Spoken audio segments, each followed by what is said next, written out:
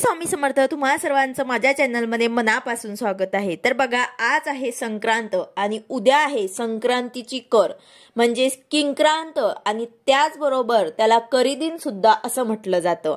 तर या दिवशी आपल्याला काय करायचे आहे आणि काय टाळायचे आहे, चुकूनही आपल्याला अशा काही गोष्टी आहेत जे आपल्याला आपल्या घरात करायच्या नाही आहे। तर याबद्दलची संपूर्ण माहिती मी तुम्हाला आजच्या व्हिडिओमध्ये सांगणार आहे। व्हिडिओ पूर्ण बघा जेणेकरून तुम्हाला संपूर्ण माहिती मिळेल।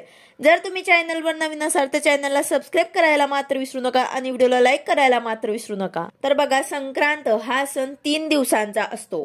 पहिल्या दिवशी असते ते भोगी आणि दुसऱ्या दिवशी असते ते संक्रांत आणि तिसऱ्या दिवशी असते ते किंक्रांत। संक्रांतीचा शेवटचा दिवस हा किंक्रांतीचा असतो। तर उद्या आहे किंक्रांत, ज्याला आपण कर देखील म्हणतो। या दिवशी संक्रांती देवीने मकर संक्रांतीच्या दुसऱ्या दिवशी किंकरासुर या नावाच्या राक्षसाला ठार मारले होते, म्हणून हा दिवस किंक्रांत म्हणून साजरा केला जातो। पंचांगात हा दिवस करीदिन म्हणून दाखवलेला असतो। तर हा दिवस शुभ कार्याला घेतला जात नाही, म्हणजेच काय, तर या दिवशी कुठलेही शुभ कार्य करत नाहीत। या दिवशी स्त्रिया मात्र हळदी कुंकू समारंभ करू शकतात।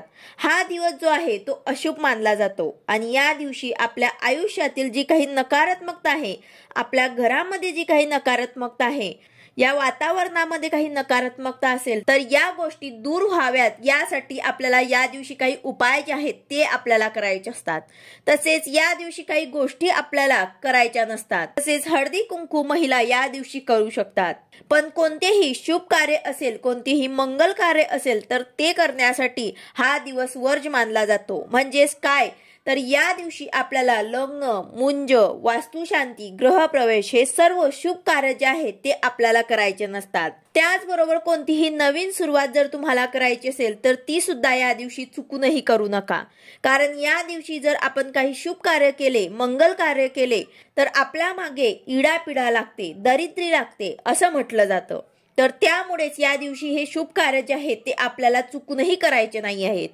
तसेच या दिवशी कुठल्याही प्रकारची कटकट तुम्हाला करायची नाही आहे। काहीही होऊ द्या, पण या दिवशी घरात वादविवाद, भांडणं आवर्जून आपल्याला टाळायचे आहे।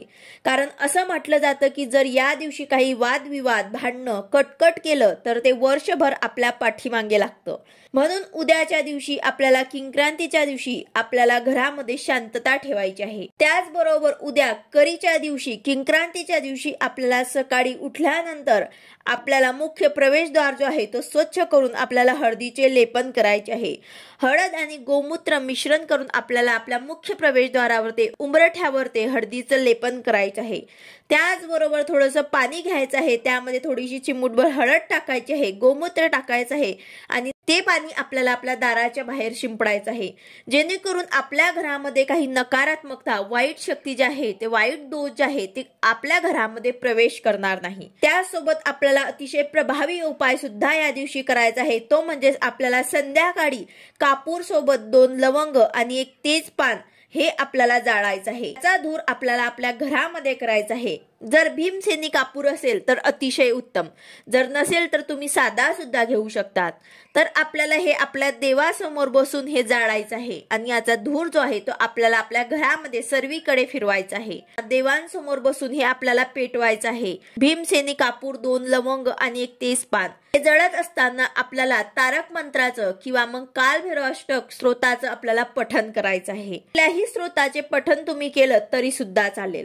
तर अशा प्रकारे आपल्याला हे काही साधे आणि सोपे उपाय जे आहेत ते उद्याच्या दिवशी आवर्जून करायचे आहे आणि त्याचबरोबर काही गोष्टी ज्या आहेत ते आपल्याला आवर्जून या दिवशी टाळायचे आहेत। या दिवशी जास्तीत जास्त आपल्याला सेवा करायची आहे। त्याचबरोबर जर मासिक पाळी किंवा सुतक असेल तर तुम्ही हे उपाय करायचे नाही आहेत। तर अशा प्रकारे तुम्हाला काही गोष्टी ज्या आहेत ते आवर्जून टाळायचे आहे आणि काही गोष्टी ज्या आहेत ते आवर्जून करायच्या सुद्धा आहेत। व्हिडिओ आवडला असेल तर लाईक करा, शेअर करा, सबस्क्राइब करा। भेटूया अशाच नवीन व्हिडिओ सोबत। श्री स्वामी समर्थ।